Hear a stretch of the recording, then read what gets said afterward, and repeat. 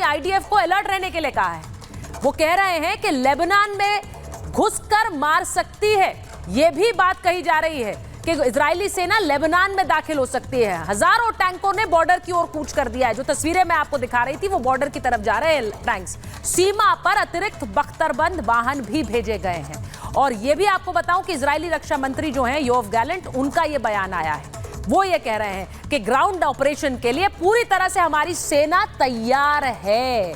अब इसके मतलब क्या है, मैं आपसे पूछ रही हूं एम्बेसडर वोरा, ये ग्राउंड ऑपरेशन जब जब नेतन्याहू बोले हैं उनके खिलाफ हमला हुआ है, उनकी सारे एक्शंस के खिलाफ दुनिया भर में बहुत से राजनेताओं ने बयान दिए हैं, लेकिन मुझे ये बताइए वो रुके नहीं हैं। अब ये पूरा जो इन्होंने एक तरह का इंफ्रास्ट्रक्चर ध्वस्त किया, इसके पीछे कितनी इंटेलिजेंस होगी, कितनी प्लानिंग होगी। हम कहते हैं शिनबेट वहां काम करती है, मोज़ाद वहां पर काम करता है। ये सब ये किस तरह से प्लानिंग करके इन्होंने इंफ्रास्ट्रक्चर ध्वस्त किया होगा? ये एकदम से ओवरनाइट तो नहीं हुआ है, बड़े ध्यान से इसकी प्लानिंग की गई है और इसका प्रयोग किया गया है। गाजा में जो हो रहा था, आपको मालूम है मैम, आप ही के चैनल पे बहुत शानदार रिपोर्टिंग रही थी, and you are the best. किस तरह से वहां के लोग, इजरायली लोग प्रदर्शन कर रहे थे नेतन्याहू के अगेंस्ट के बंद करिए एक्सेट्रा, क्योंकि गाजा में जो पैलेस्टीनियंस थे वो इजराइल आइडेंटिटी कार्ड लेके आते थे। कोई खनसामा था, कोई ड्राइवर था, कोई प्लम्बर था, कोई इलेक्ट्रिशियन था, कोई दुकान में काम करता था, उन्हें जरूरत थी उनकी। बंद हुआ तो फिर भारत से और बाकी देशों से बहुत से लोग गए, जबकि हिजबुल्लाह के प्रति कोई सिंपैथी नहीं है इजराइल में, क्योंकि 1 लाख इजरायली नॉर्दर्न इजराइल से नीचे वापस आ गए थे जब हिजबुल्लाह हमला कर रहा था। और उसी समय गैलेंट साहब ने भी और नेतन्याहू ने कहा था कि हम इनको वापस भेजेंगे। So ground invasion, boots on the ground, जो जनरल जीडी बख्शी साहब बहुत अच्छी तरह से समझाएंगे, बूट्स ऑन द ग्राउंड होंगे, इन्वेजन होगा। और मैम, मैं भविष्यवाणी नहीं करता, लेकिन मेरी असेसमेंट है 100 किलोमीटर की एक बफर जोन बनेगी, सबको धकेल दिया जाएगा उसके पीछे और उस एरिया में कोई नहीं रहेगा। फाइनली जब 9/11 का जो हुआ था कांड 2001 यूनाइटेड स्टेट्स में, मैं एक सेमिनार में था मैम, और वहां पे एक बुद्धिजीवी ने कहा था, terror is crossing all limits. अब सिर्फ, और सुन लीजिए, यूनाइटेड स्टेट्स, इजराइल और इंडिया और भारत मिलके उसको मिटा सकते हैं। मैंने नहीं कहा, उन्होंने कहा था। सो दिस मॉर्निंग मैम, आप बता रहे थे लेट खबर आई मेरे पास 8 बजे, मेरे एक इजरायली फ्रेंड जो पहले मोसाद में काम करते थे, न्यूयॉर्क में थे, उनका एक मैसेज हिब्रू में मेरे पास आया। उसने लिखा था, एम्बेसडर वी गॉट हिम, बिट्ज़खॉन ले इजराइल, लॉन्ग लिव इजराइल, उन्होंने लिखा है, एंड वी गॉट हिम। पता नहीं था मुझे इस समय हिम कौन है, but they were talking of Nasrat. आपने जो बात कही ambassador Vohra, we got him, आप सोचिए, जो मैंने शुरू में तस्वीरें दिखाई हैं, जरा एक बार फिर से दिखा दीजिए, आईडीएफ के वॉर रूम की वो तस्वीरें, जब ये मॉनिटर कर रहे थे। अब ये मॉनिटर कर रहे थे उस समय, मैंने शुरुआत में वो तस्वीरें दिखाई कि आईडीएफ एक जो ये प्रिसिशन से कैसे ये एग्जीक्यूट किया गया उसको मॉनिटर कर रही थी। ये ऐसी एक संस्था भी है, मोज़ाद की बात कर ले या उनकी बाकी इंटेलिजेंस यूनिट्स की, कि वो इस प्रिसिशन से ये पूरे हमले करती है। 1 साल के अंदर पूरा नेटवर्क ध्वस्त हो गया है। मेरा सवाल आरजू आपसे है, क्योंकि 1 साल से इजराइल और फिलिस्तीन को लेकर बहुत चर्चाएं हो रही हैं, दुनिया भर में हो रही हैं, हम जानते हैं पाकिस्तान में भी हो रही होंगी, लेकिन जो बात आपने शुरू में कही कि नसरल्ला को शहीद बताया जा रहा है यहाँ पर, मुझे लगता है इसी मंशा से OIC की बैठक भी बुलाई गई है कि देश, दुनिया के सारे मुस्लिम देश एक साथ मिलकर कंडेम करें कि इजराइल जो कर रहा है वो बहुत बुरा कर रहा है। लेकिन सेल्फ डिफेंस में हर देश ऐसा करेगा, मुझे लगता है। जब हम एक सर्जिकल स्ट्राइक की बात करते हैं, और आपके देश में बहुत से ऐसे आतंकी बैठे हैं जिनके ऊपर मुझे लगता है कि सर्जिकल स्ट्राइक बहुत जरूरी है, शायद आपके भी अच्छे के लिए होगा अगर वो सर्जिकल स्ट्राइक में ढा दिए जाएं। देखिए, पाकिस्तान डेफिनेटली बात करेगा और यकीनन इजराइल के अगेंस्ट ही बात करेगा, क्योंकि हमारे यहाँ तो अगर कोई इजराइल का नाम ले तो उसको फौरन ही कह दिया जाता है कि ये तो शायद उनके साथ मिला हुआ है या इस किस्म की बात। और OIC की जो कंट्रीज हैं उनको, जैसे मैंने आपसे पहले कहा, वो शिया सुन्नी में डिवाइड हो जाएंगे। और उस वजह से मुझे नहीं लगता कि कोई खास रिजल्ट निकल सकेगा।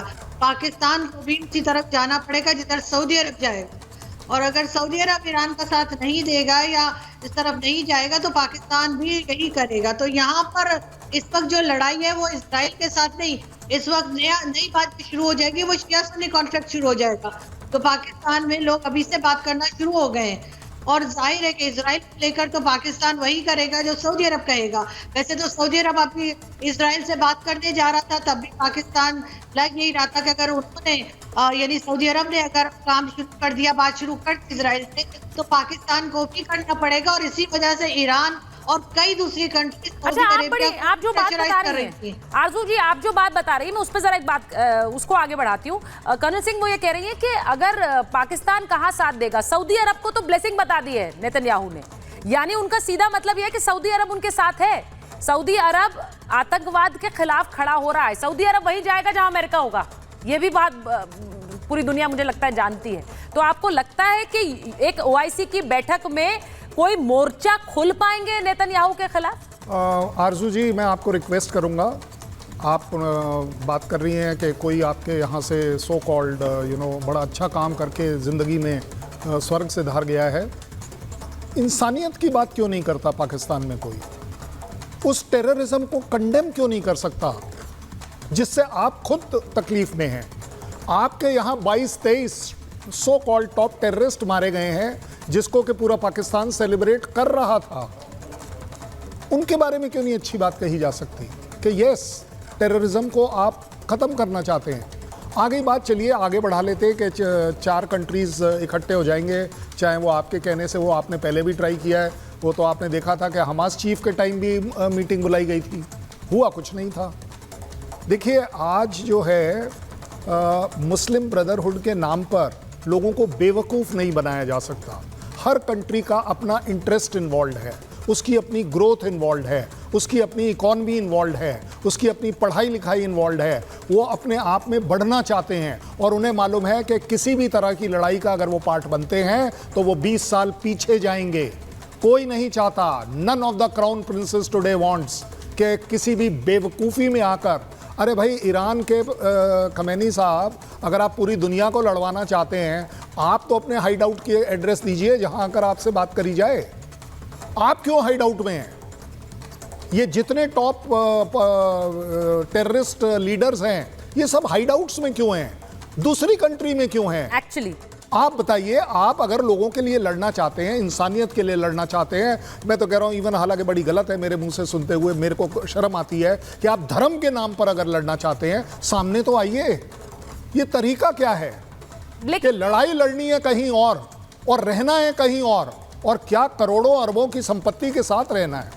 नहीं, और ये कर्नल सिंह सही बात है, इसको कहने में कोई गुरेज नहीं करना चाहिए कि ये वाली जो बात है, जो बार बार ये कहा जा रहा है कि ओआईसी की बैठक बुला लो, खमनेई ने कह दिया कि सारे मुसलमान एकजुट हो जाओ, ये धर्म के नाम पर एकजुट करने की कोशिश है, इसको कोई डिनाई नहीं कर सकता है, और वो भी नसरल्ला जैसे व्यक्ति के लिए धर्म के नाम पर एकजुट करने की कोशिश है। अब मैं आपको बताती हूँ, जो एकजुट कर रहे हैं, यानी कि खमनेई जो कि सुप्रीम लीडर है, उनकी जरा तस्वीरें दिखाइए, ये ईरान के सुप्रीम लीडर है। अब ये एक तरह से जब से नसरल्ला के मारे जाने की खबर आई है, तब से खमनेई लगातार बयान दे रहे हैं। वो ये कह रहे हैं कि नसरल्ला के खात्मे के बाद भी हिजबुल्लाह खत्म नहीं होने वाला है। अब मैं आपको बताती हूं कि इनको खतरा क्या है, क्योंकि एक एक करके ईरान के प्रधानमंत्री जब मारे गए थे, उसमें कोई इजराइल का हाथ नहीं आया था, लेकिन तब भी पर्दे के पीछे से लोग समझते हैं कि क्या इजराइल ने ही उन्हें ढेर किया।